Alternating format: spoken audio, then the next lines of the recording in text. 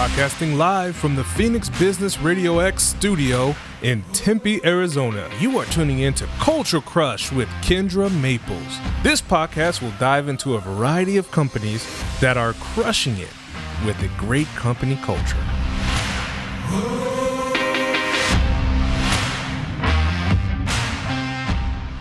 Hello and welcome to another episode of the Culture Crush Business Podcast.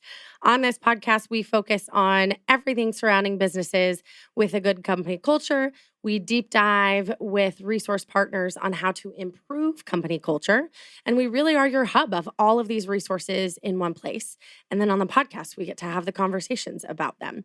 So today, before we get started and introduce our guest, I do want to thank our sponsor. Our sponsor, Gateway Bank, is a community bank in Arizona that specializes in serving small businesses across the valley and the country. We are so thankful to have them as a sponsor. When you work with Gateway Bank, you don't have to call a 1-800 number for support or submit your loan application and wait for weeks or months for an answer. You get fast, personal service from a team who knows you and cares about you. Whether you need a loan or banking services for your business, Gateway is there to help. Visit gcbaz.com/Culture Crush for details and a free consultation with Bank President James Christensen, who, happens to be with us today too. James, hello. It's great to see you today, Kindra. I love, and you and I have talked about this before, we've talked about how people used to say like, oh, it's not personal, it's just business. And business is personal and building relationships. And I love that not only I've had the support of Gateway Bank tying in and supporting Culture Crush as a podcast and Culture Crush as, a movement for improving companies, but then having you and being able to bring you into these conversations as another expert in that space. I mean, you are truly leading a business that has such a good culture. And I love that you get to be here again today. I love to come here because it's the only place I get called an expert. You are, sir. And you're the fashion one of the group.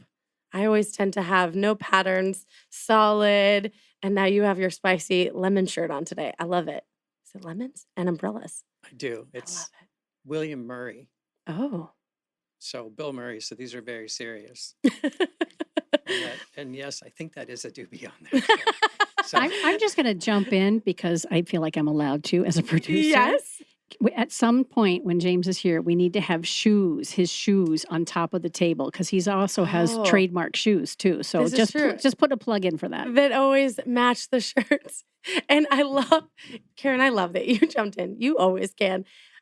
This truly is the best tie-in to start and talk about culture, especially with you being the bank president. You have cracked this shell and this image that people think of when they think of a bank president in a suit. And I mean, I probably fit that mold in my attire today more than you. So I love that you jumped in. And I love that you pointed out that there's golf tees and maybe a doobie on your shirt. Okay. We're going in so many directions already. Okay. Now what I want, and James, is there anything that you want to say as we get started? And then we'll introduce our lovely guest today. I think we should introduce our lovely guest before we go completely off course. I love it. Today we have Brenda Mariah, outplacement and career transition coach with Push Career Management. I'm so excited to have her today. And I think we'll just jump in and have her tell us a little bit about herself. That'd be great, Brenda. If you could just introduce yourself, tell us about you and your company. Well, I don't think that's fair because we started this whole conversation talking about lemons and umbrellas and banks and all sorts of other things. And now I'm supposed to just talk about my boring old little self. I don't know that that's fair, but I'll try. I don't think there's anything boring about you. All right. So.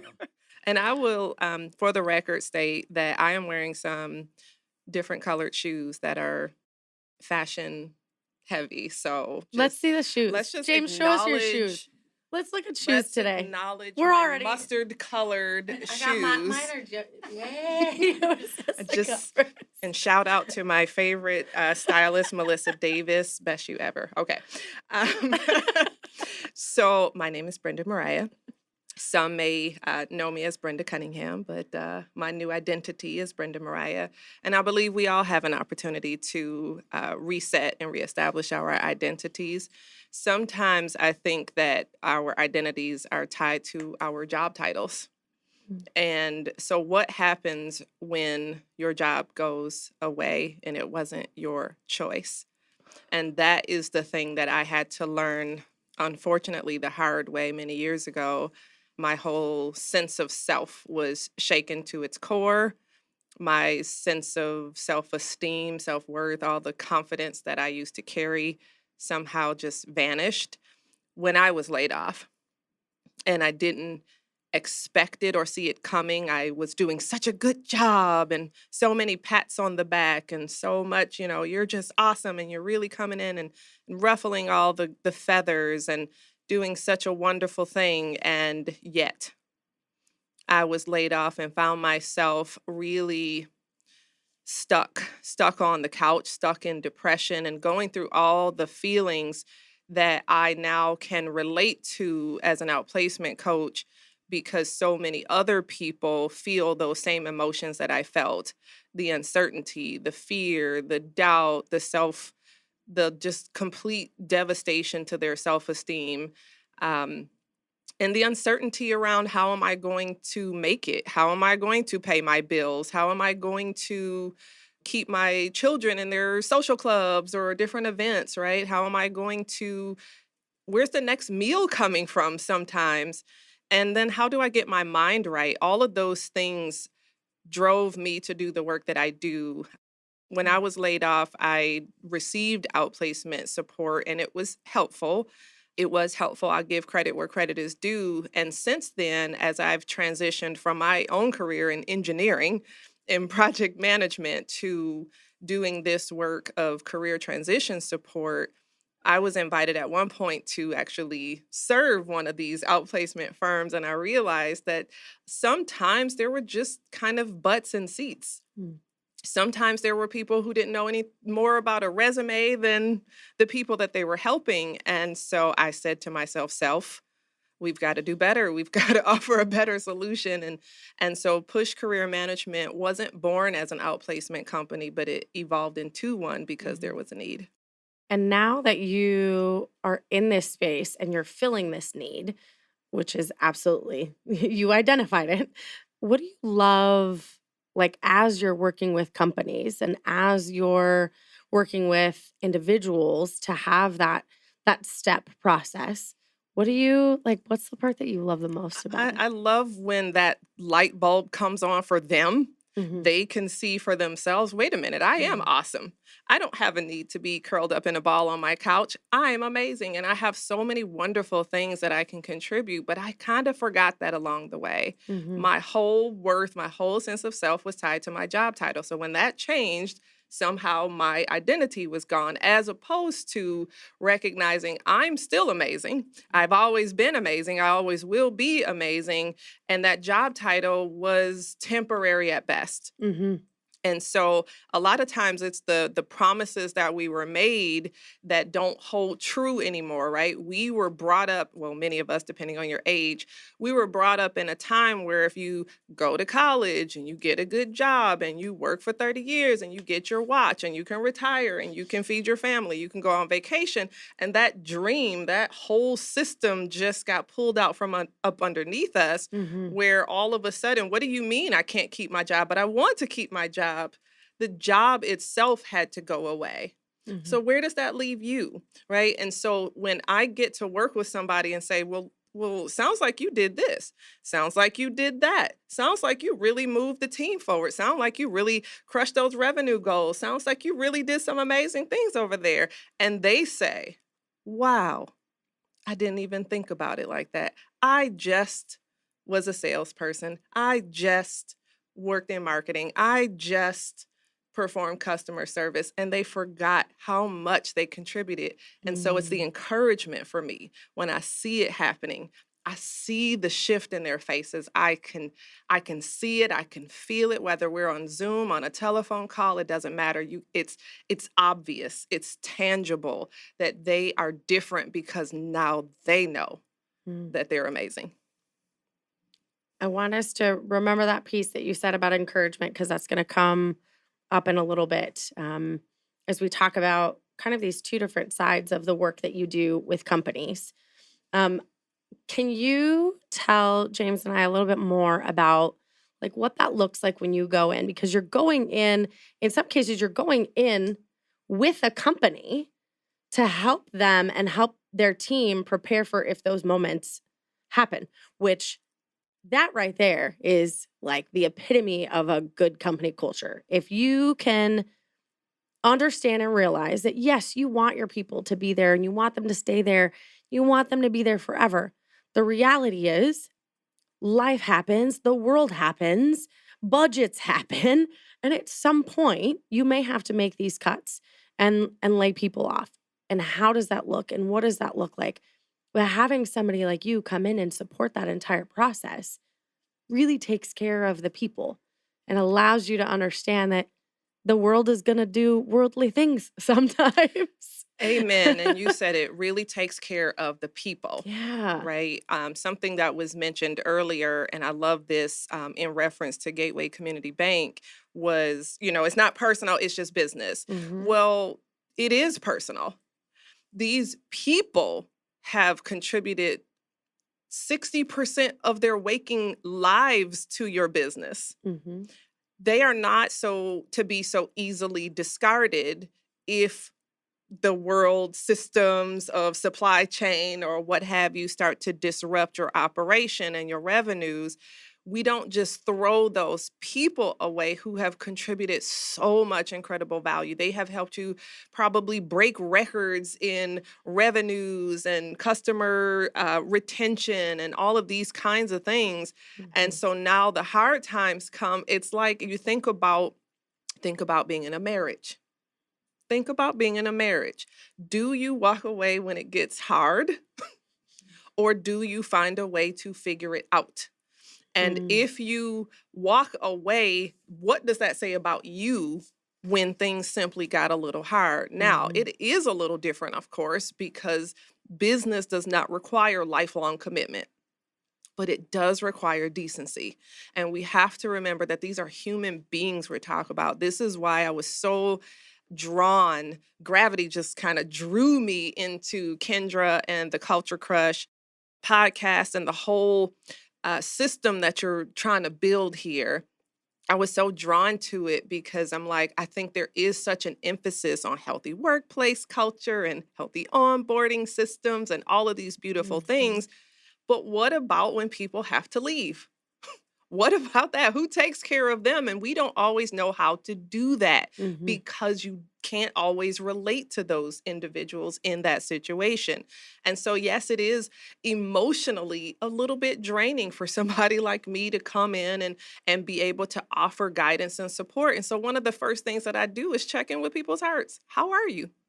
How are you feeling? How are you doing with all of this? How are you handling all of this? Are you okay?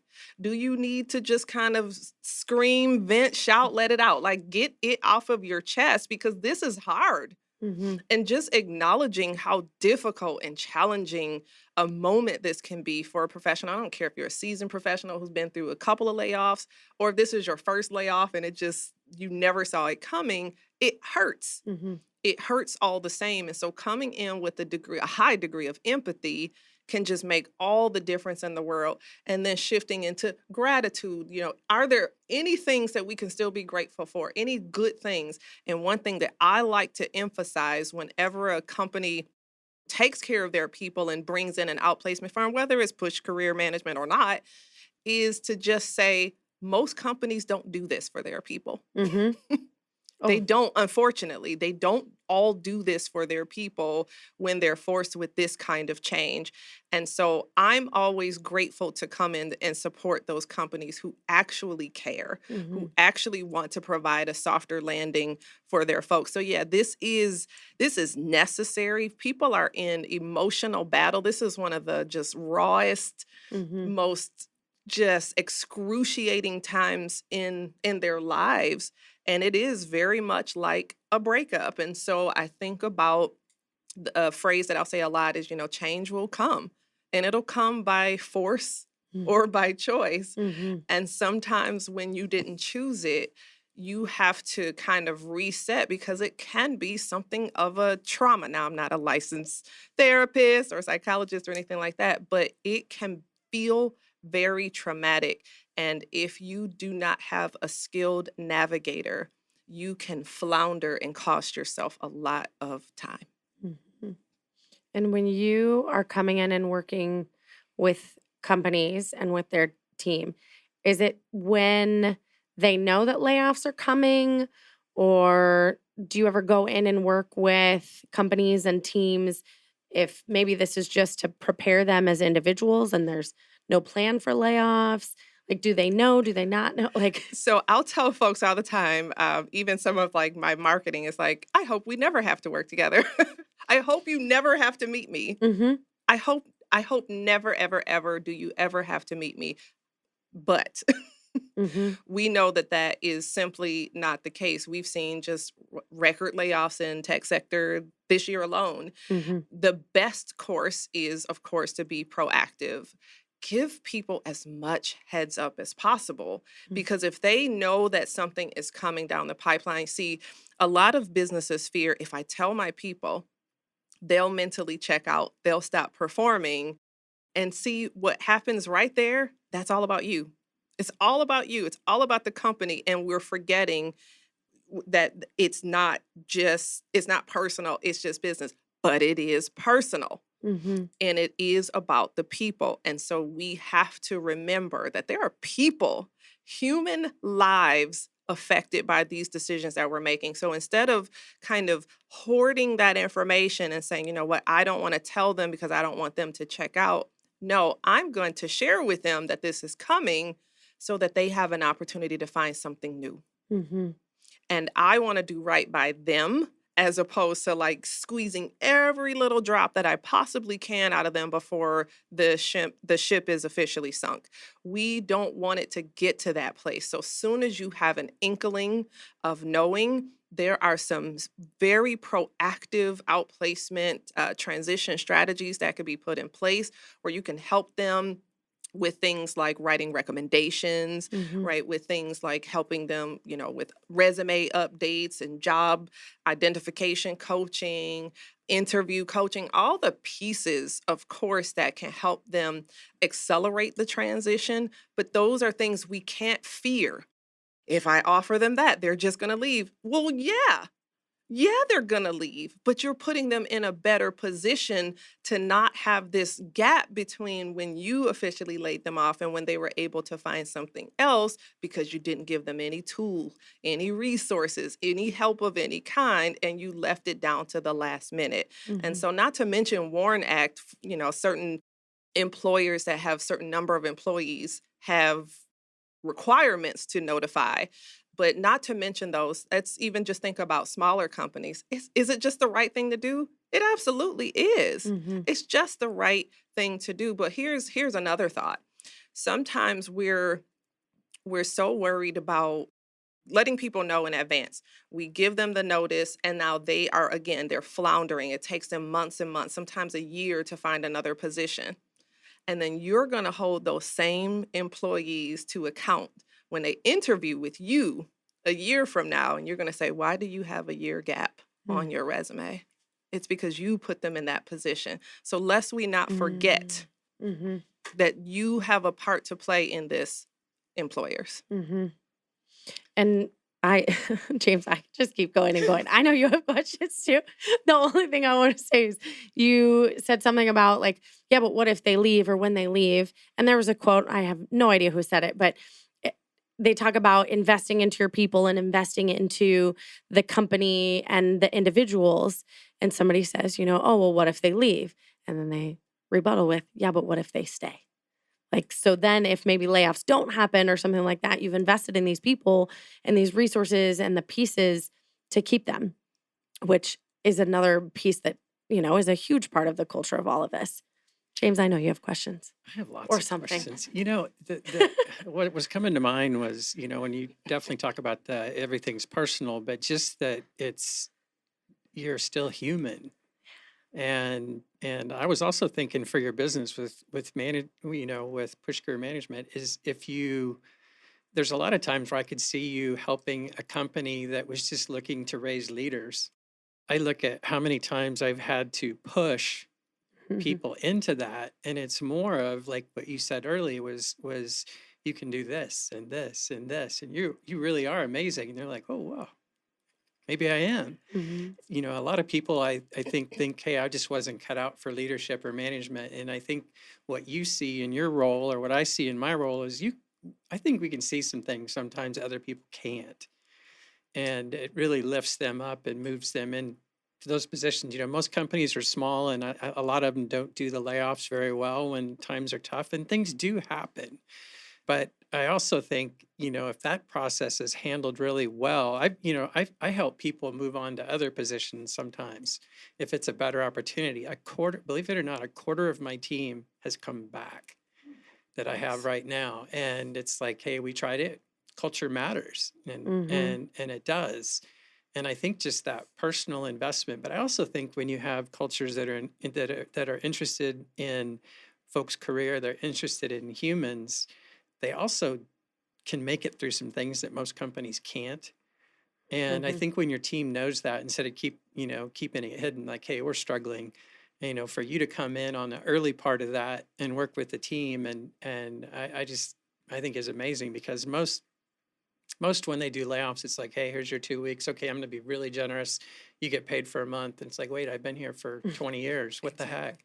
And it's you're justifying that decision in your mind. But so once you start building people up, what do you physically and mentally see change in them? I love it. Now that's really the other arm of Push Career Management is career management. So these are folks who are killing it in their jobs. They're doing extremely well, but they don't know how to advance to that next place. To your point, there are folks who are perhaps underperforming because they don't know what success actually looks like within their organization. So organizations sometimes are going under, and it's unnecessary. I'll tell you that so many of the folks that I work with, they are amazing people. By the time I'm done with them, they walk around with their chest all big. But when I ask them, how do you know you're doing a good job at work? Their answer is, I don't. Or only if my boss isn't yelling at me, or if I'm not getting a bunch of complaints, that's how I know I'm doing a good job. And I'm like, that's not good enough. Where are the metrics that were driving your performance, and why don't you know them? And this is a big issue. We have got to do better, employers, letting people understand these people that you value. You've invested in them. You've hired them. You've trained them. You've onboarded them. You've done all of these things, and yet you don't give them the keys, the markers that indicate, here's how you'll know you're doing a good job. And it is a very reversible thing that we can control. We can do something about that. Absolutely. Would it be more beneficial to bring someone like me in to help just reset and establish some metrics or some KPIs and say, okay, here's how we can help you increase to the production or revenue or whatever throughput goals you're trying to achieve, versus we didn't even bother to try. And now our business has gone under and we have to lay off, 50 folks. Which is better? Of course, you come in and you proactively reverse that whole sinking ship and you turn that thing around and you get it moving in the right direction again. But these are things that, to your point, this is why probably Gateway Community Bank does so well in the area of employee retention, because you actually think about these kinds of things. And I want more employers to really follow your lead, follow your model. This is the ideal, is to not ever have to lay people off and bring in an outplacement firm in the first place. I'd much rather you bring in a leadership development, a performance enhancement kind of organization like Push Career Management and get those people moving in the right direction, doing the right work at the right time, at the right cadence, pulling in the right numbers, revenues, all the things, as opposed to, sorry, we didn't make it. We got to let everybody go. Mm-hmm.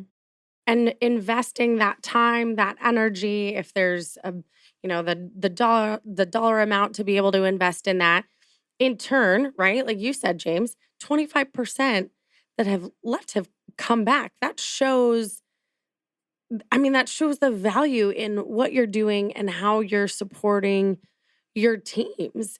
And it doesn't have to be in these situations where they're leaving or whatnot. It's investing in them in those moments. And then, James, you said it, that sometimes you have helped them look for other jobs. That says so much of you as a leader to be able to recognize, maybe when you're sitting down with someone like Brenda or somebody else and you're doing some leadership development and you see, wow, you've maybe gone as far as you can in the role and in the company here of what we can provide to you. What's next? The fact that you are saying, yeah, I'm helping them find another role somewhere else. You're recognizing them as humans, not just a pawn that's in the workplace to do the job, right? Some of the things you hear just before I came over, one of the emails I got from my team, he's my newest employee, and he was up for his first review. And he didn't bring anything up.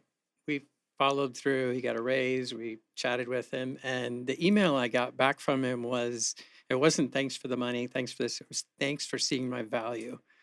It's, you have to be fair on the compensation, but it shouldn't be rare or outstanding that you did what you said you were going to do, but it is. Mm-hmm. And there's so many people it seems like a lot of people just make it into management by tenure. I was telling my son that very thing. They were considering him for a promotion at his job. And I asked him a very pointed question, right? I don't know many mothers that would challenge their advancing children, but I said, are they looking to promote you because you're a solid leader, or are they looking to promote you because you're good at your job? And there is a very big difference. And there's a meme and it says something to the effect of like, people don't quit bad jobs, they quit bad bosses or something like that. And this is the recurring theme, is when there are poor leaders in leadership positions or in management positions. I can't really, soundly call them leadership positions. But when there are poor leaders in those high-ranking positions, it absolutely has an effect on the subordinates, on the employees on the team, because there's no confidence there. This person doesn't have my back. They don't know how to set those goals, set those right expectations, all of those things. Performance reviews are probably less than optimal from, the experience that you had with your employee. Most people under poor leadership don't even know things like, perhaps I should prepare for my performance appraisal with my boss, and perhaps I should familiarize myself with the kind of budget cycle so that I can ask for raises at the right time and I'm not told, oh, sorry, you just missed that budget window, it'll have to be next year. We don't want to have those conversations when we absolutely should have access to the best information so that we can make the right choices at the right time. And I think even about just putting the right people in the right places. Now, in my leadership role for the National Resume Writers Association, we have had a couple of folks, even on our board, where it's like your skill set isn't actually best suited for this work. Your skill set would be amazing over there. And so let's really think that through. Let's look at what that could look like. And we see just people thriving in the right roles. And so sometimes it's not about, let me lay everybody off and just kind of clean slate and start this thing all over again. Sometimes it's just playing a really strategic game of chess, moving the pieces around and getting the system in good working order again. And so I love the proactive thought process that I'm hearing from James, and of course the types of culture that, Kindra is trying to build and encourage. And I just want to continue to encourage every employer who's listening to the sound of my voice, like, please make sure that you're being proactive and putting qualified leaders in positions of leadership. I have a question for both of you on kind of that. We're talking about the employers doing these things and the employers putting the people in the right seats and all of this sort of thing. What can you suggest or share for the employees themselves? Maybe they are at a company that the leaders are not a James Christensen, and they're not trying to help them find the right spot, whether it's at the company or not. What are some of the suggestions and kind of guidance that you can give to some of these employers who maybe, like your son, maybe are young, they're getting into the industry? How do they form that direction on their own instead of being pulled in these positions that maybe later on they go, oh, wait, I've gone on this whole path because somebody else plugged me in. Maybe it's not really where I wanted to be plugged in. What ideas or suggestions do you guys have for just the employees themselves? When you mentioned relationship earlier, one of the things that came to mind for our daughters is when we talked about, boyfriends, and you joke about what dad's gonna, he's gonna be hard on the boyfriends, and really it's just very simple. I'm like, if the two of you make each other better, that's when it works. And I see the same thing in an employee-employer relationship. Do you make each other better? I see that it's interesting. I'd be curious, Brenda, when you go into companies, it's for me, it's almost immediate when you walk in the front door. I could tell you within 2 or 3 minutes if the culture was decent or not. And you're, this, it seems like most places like, hey, I'm going to fill this role. And I think some people get in that mindset because that's all that they've ever done or all they've ever been allowed to do. And, when we talk to people, it's like, what do you want to do?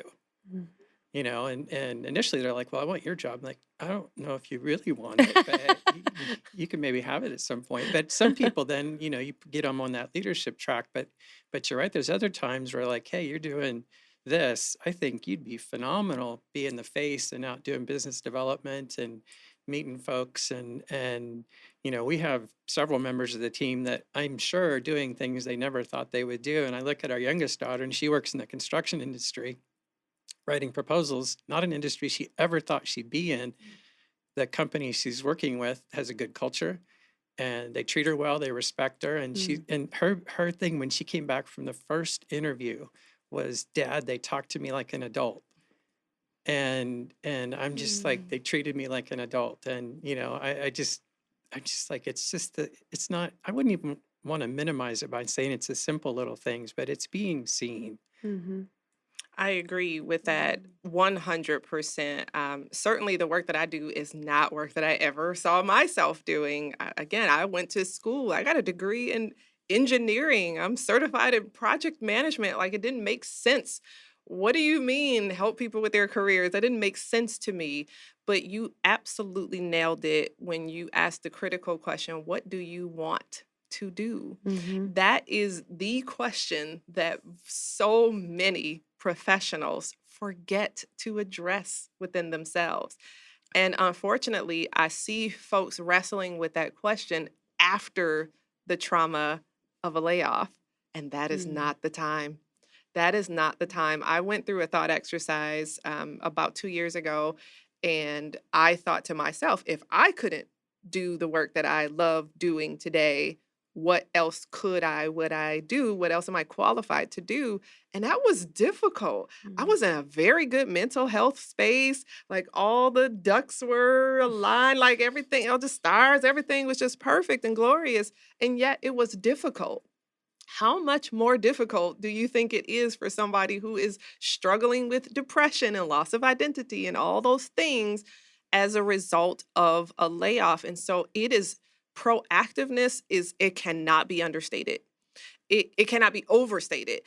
proactive is the name of the game right now. As an employee, as the professional contributing to your organization, sometimes we can't be afraid to invest in ourselves. Sometimes our organization's budgets are so limited that they can't pay for our training, for our certification programs. Seek out other resources. If you're in Arizona, seek out I think the whole nation, WIOA grant funds.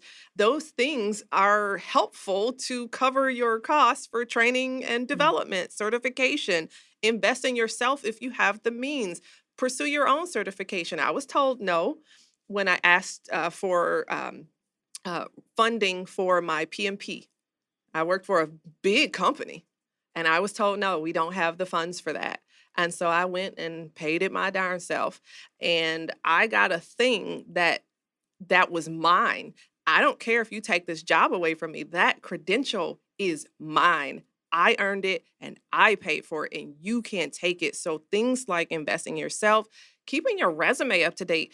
Look, I am a professional resume writer. I can't help but to talk about this. But so often, again, just like folks trying to come up with their whole career plan in the moment of hurt and pain, they're also trying to update their resumes at the worst possible time for themselves. This is not the best time. And so keeping your resume update, even if that just means I jot down a note here and there on some major thing that happened. You know, we had 90 people come to the Culture Crush outdoor hotness event in July. And we want to really kind of capture some of those highlights. We want to capture those things, but we don't always have time to sit and just like perfectly update our resume, but you don't need to.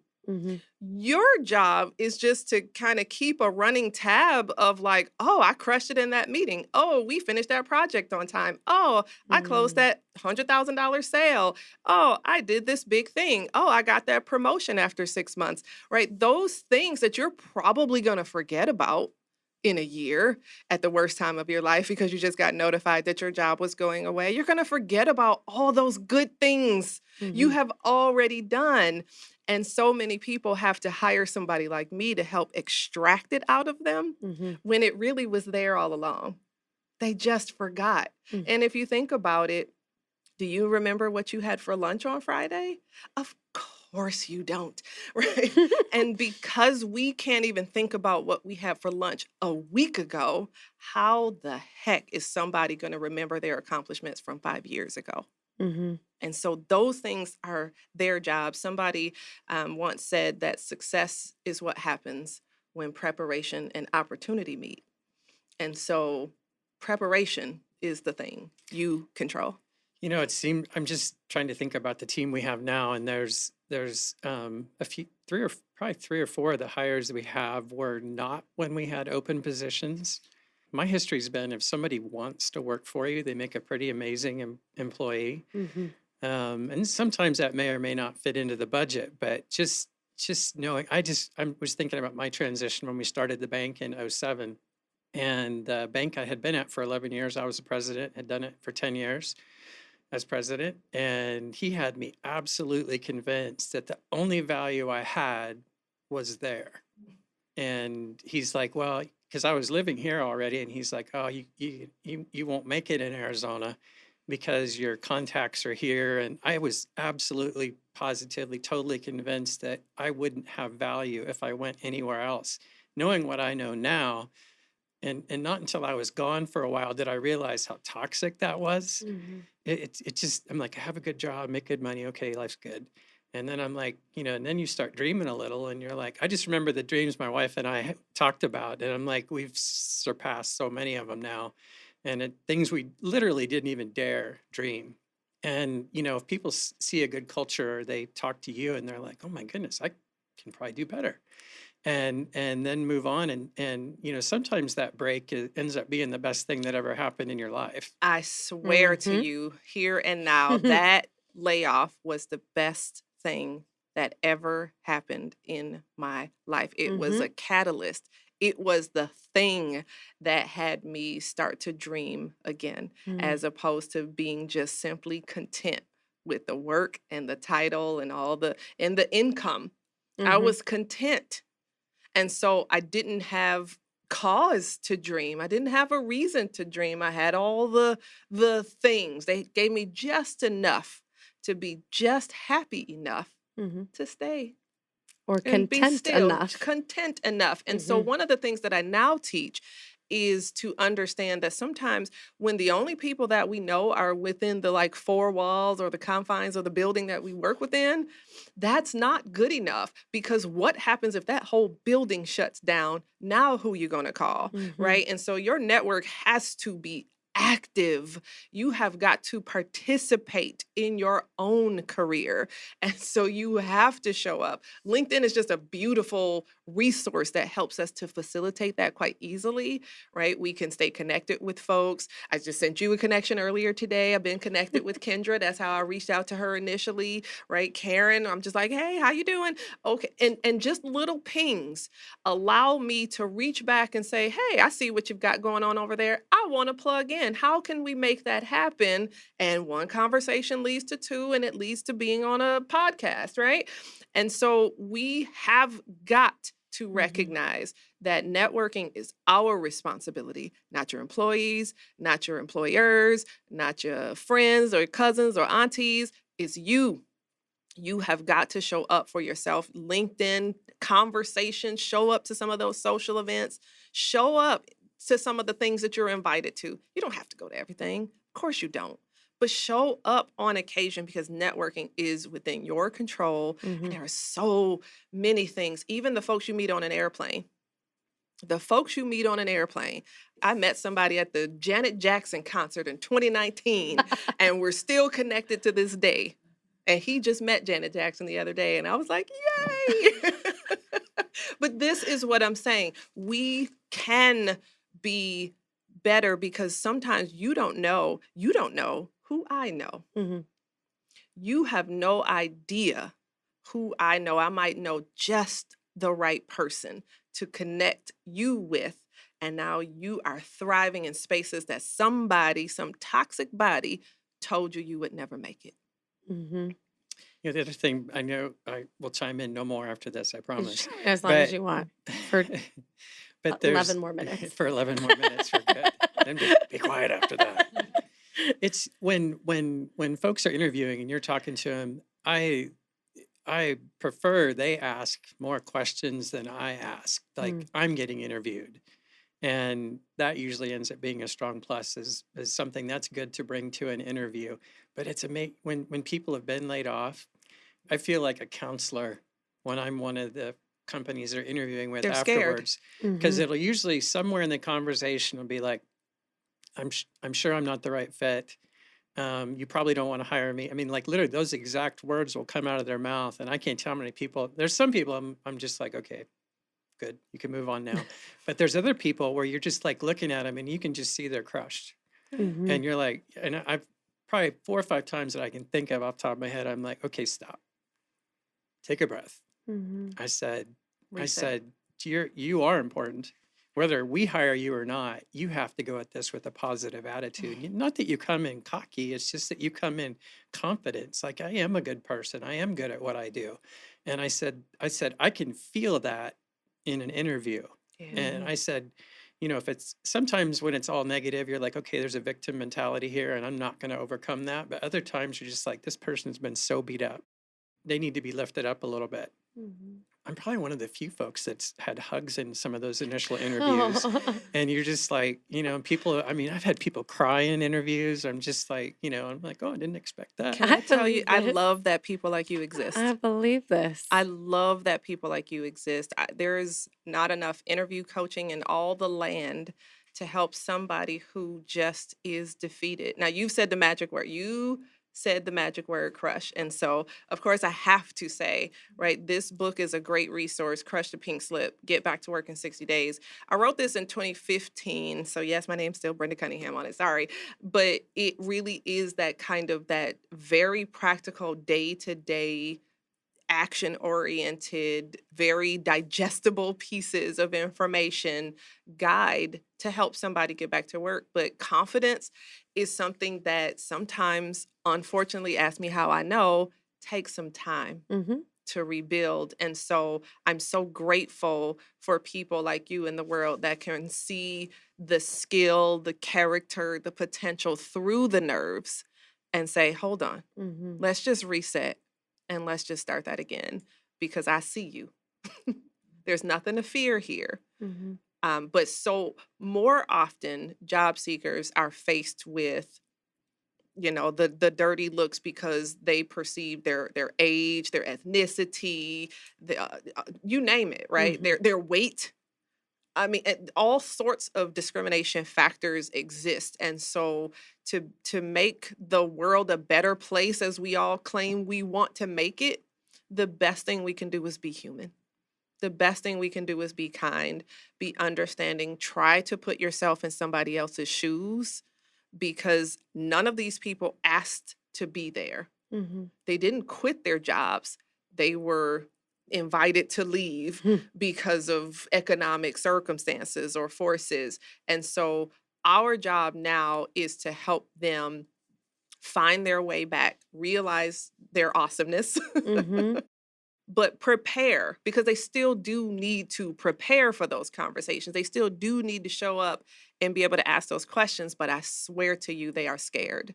They are scared. I don't want to ask a question that's going to cost me this opportunity because I need a job. I need one. I don't just want one. I need one. I am a month away from not being able to pay my rent or my mortgage. And that is the scariest place, especially somebody who might be in their later 50s, 60s, and now they're facing discrimination, but they've got kids in college. They've got all this stuff going on, and we've got to do better. There's a couple of things.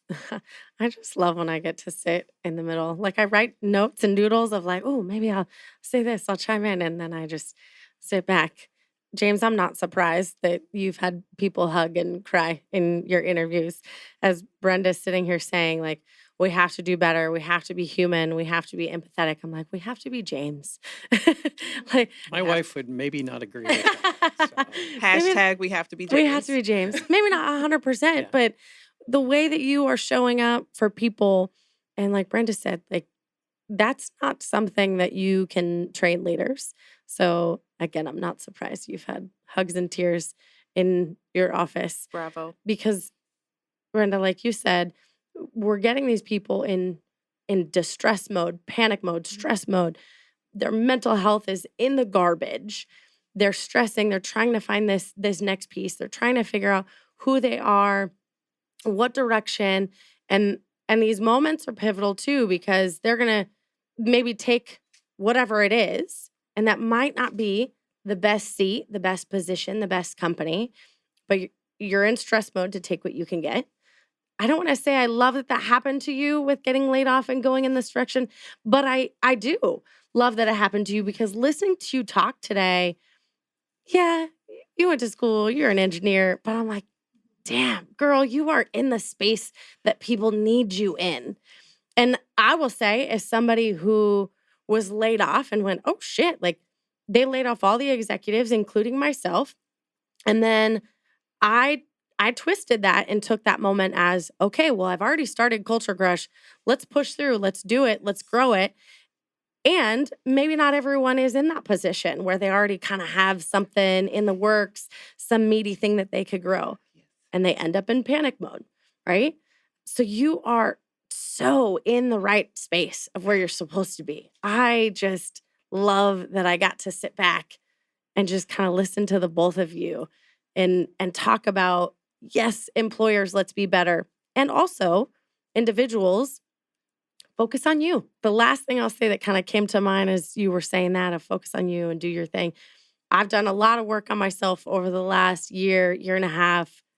Let's be honest, like the last 6 months, full force, Kindra 2.0. Nice. And one of the things that I had to really get through was being called selfish because it had a negative connotation to it, right? And I was like, no, I'm not selfish. Like, I care about everybody. I want to help everyone. Like, that's literally what my business is, to help everybody else thrive. Like, how can I be called selfish? Now, fast forward, I'm like, oh, damn straight I am. Because if no one's going to take care of me, I can't depend on my employers. I can't depend on, like you said, the people in that building. I have to be selfish. Yes, I'm taking care of everyone and helping everyone. And I got to be a little selfish in that. So I think that's kind of what part of our theme was today is employers do better. And also we have to, as individuals, be able to focus on our own selves, our own growth, looking for those resources, those tools, those people like Brenda, those leaders and examples like James, all at the same time. Amen. Whoa! As we wrap in like 45 seconds, no, we have a moment. James, do you have any final question or anything that you want to note or ask or anything? Two things real quick. So first is when, some people that are in management that shouldn't be, they are what they've been taught. And it's just like an abuser might also be an abuser, and it goes on like that. And where I've found with some other CEOs I've worked with is you have to show them the practical side of why it makes sense to be decent, and which can be, you can get down to the dollars and cents piece of it and say, okay, it's turnover. What does that cost you in a year? Okay, that goes away. Eventually, though, that either, it has to be genuine and authentic. It has to be who you are. And some of the leaders do actually have that transformation on their own as well.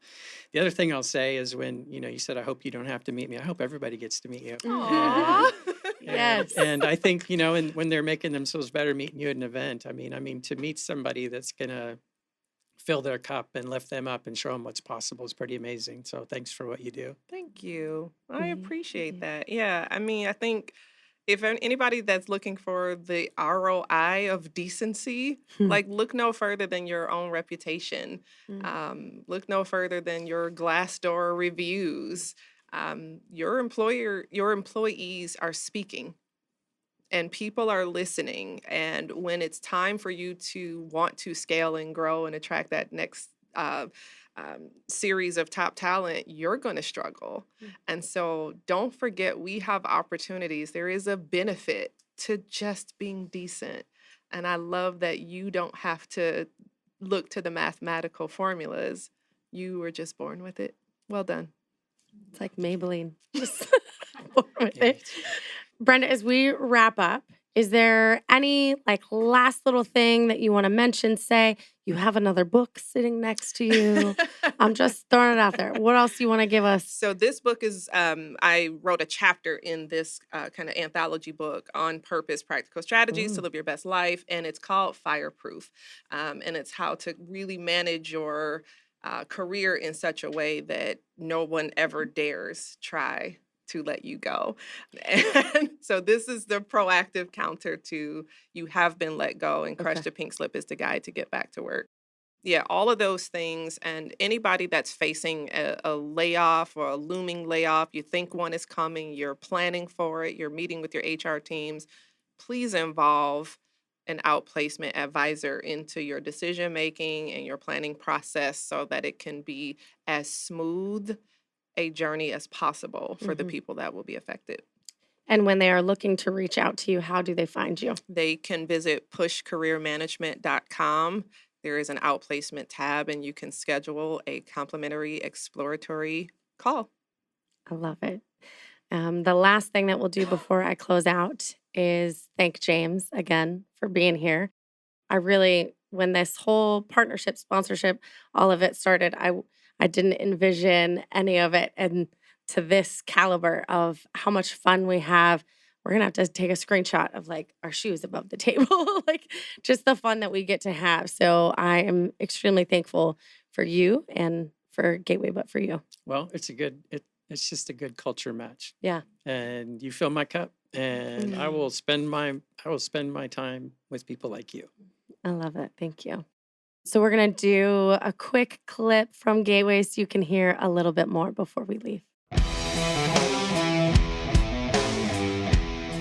Remember when your banker knew you and cared about you?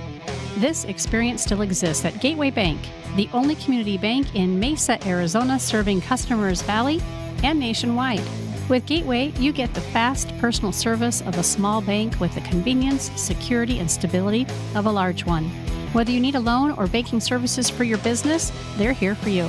Visit gcbaz.com/Culture Crush for details and a free consultation with Gateway President James Christensen. Again, thank you to everyone for listening to another episode of the Culture Crush Business Podcast. On this podcast, we do these deep dive conversations with leaders that are in the space of growing a great company culture and resource partners that are in the space of helping to improve company culture. At the root, that is what the company does. We are a hub of company culture resources. So we are that master connector when it comes to resources focused on company culture. If it has to do with layoffs and preparing for layoffs, employee engagement, wellness, mental health, all of these areas that influence and affect company culture, we are that hub, including connecting with folks like Brenda that we had on today. So thank you again for listening, everybody. Thank you for listening to another episode of Culture Crush, the only podcast out there that does a deep dive of companies that are crushing it with a great company culture. If you think your company has a strong culture that should be highlighted, please reach out to Kindra Maples on LinkedIn or email us at culturecrushpodcast@gmail.com.